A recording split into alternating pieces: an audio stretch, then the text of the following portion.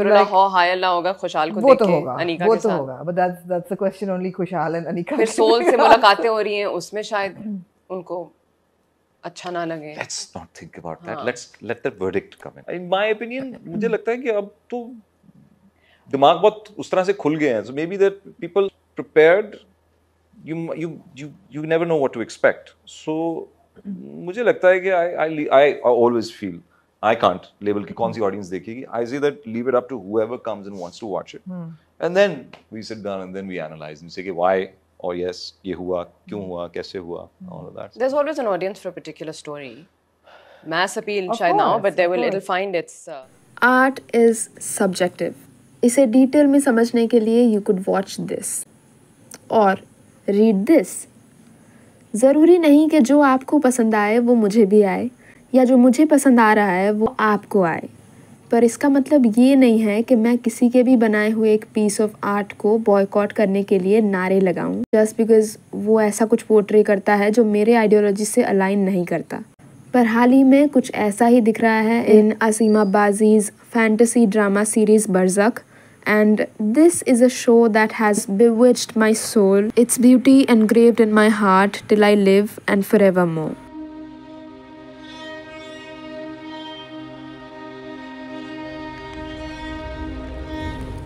Hello Cinefam, this is Jyotishri and welcome to this review of a show that is hated by so many from the land in which it's made, but it's also the one that I love with so much passion that I couldn't even wait till the finale to come out. I just had to address the elephant in the room. After this dropped. Pakistani अवाम जिन बातों पर particularly objection raise कर रही हैं वो इसलिए है कि शायद वो अपने अराउंड होने वाली बहुत सी अडल्ट या मैच्योर चीज़ों को होते देख अपनी आंखें बंद कर देते होंगे, पर इसका मतलब ये नहीं कि वो चीज़ें हो नहीं रही हैं दुनिया में। ये ओपनिंग सीन जिससे बहुतों को दिक्कत हो रही है ये काफ़ी एस्थेटिकली शूट हुआ है। ये बच्चे जो सुन रहे हैं आप इसको फहाशी का नाम ना दें क्योंकि ये चीज़ें नॉर्मल हैं because as a child in a world of adults बच्चे कई बार ऐसी चीज़ों से एक्सपोज होते हैं और यही आगे जाके उनकी अडल्ट एक्सपीरियंसेस या लाइफ को बिल्ड करता है। एक टीनेजर के अट्रैक्शन को यहाँ पर पोर्ट्रे किया गया है जिसमें कि कुछ भी गलत नहीं है। एज सेक्शुअल बीइंग्स अट्रैक्शन होना लाजमी बात है, इस अट्रैक्शन पर वो टीनेजर एक्ट नहीं कर रहा है। और सबसे ज़्यादा जिस बात से आप सबको चिढ़ मची है वो है इस होमो एरोटिक फ्लिंग से जिसके दोनों एंड्स पर हैं दो मेल एक्टर्स जिन्हें जमकर हेट मिल रही है, एम फवाद खान और फ्रैंको जियोस्टी। अच्छा, इन दोनों के बीच क्या ऐसा हो गया जो आपके सर के ऊपर से पानी चला गया? मतलब इससे इम्प्लाई तो यही हो रहा था ना कि सैफुल्ला किस तरह से एक्सेप्ट ही नहीं कर पा रहा है अपनी सेक्सुअलिटी को, और ये इस वजह से हुआ है क्योंकि उसके फादर जाफ़र ने बचपन से उसे इतनी डिग्रेडिंग बातें सुनाई हैं और अब भी अपने बेटों को बुली करता है। हमेशा जो पॉजिटिव चीज़ें होती हैं किसी भी शो के बारे में वो क्यों नहीं हमें दिखती हैं यार? हर बार आपको क्या वही दिख रहा है कि किसी भी चीज़ को बस कोई भी एजेंडा लेकर बस बैन करवाएं?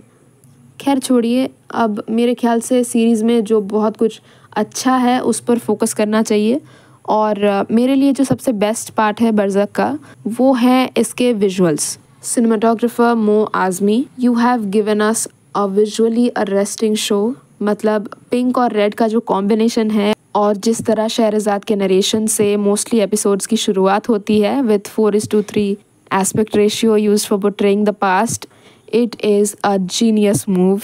दूसरी बात है हुंजा वैली, आपको प्यार हो जाना इन वादियों से, और क्या परफेक्ट यूज़ किया है लोकेशंस का, उस बात की दाद देनी पड़ेगी because outstanding production design. Themes में से सबसे ज़्यादा जो मुझे इन 5 एपिसोड्स में पावरफुल लगा है वो है लॉस का थीम। ये स्पॉइलर फ्री रिव्यू है इसलिए ज़्यादा तो नहीं बताऊंगी, but even the deaths and ghosts look poetic in Barzakh. एक और चीज़ ये है कि ये जो style of execution director Azim Abbasi ने अटेम्प्ट किया है वो काफ़ी एक्सपेरिमेंटल है। मतलब देखने समझने में काफ़ी इंटरनेशनल लगता है। हमारे दोनों मुल्कों में ऐसे काम की कमी है जिसमें इस दर्जे के डिटेल्ड कैरेक्टराइजेशंस हों, तो मेरे ख्याल से we should appreciate film makers to attempt these kind of projects more and more. और अब बढ़ते हैं परफॉर्मेंसेस की तरफ। तो मेरे फेवरेट रहे हैं इस पूरे season Salman Shahid. The second he appears on screen, the scene gets unblinkable. Succession's Logan Roy type fear and aura that he exudes, it's just so commanding. Sanam in her part is mysterious as she has to be, and it was a highly calculated performance. Iman Suleiman, you stunning queen.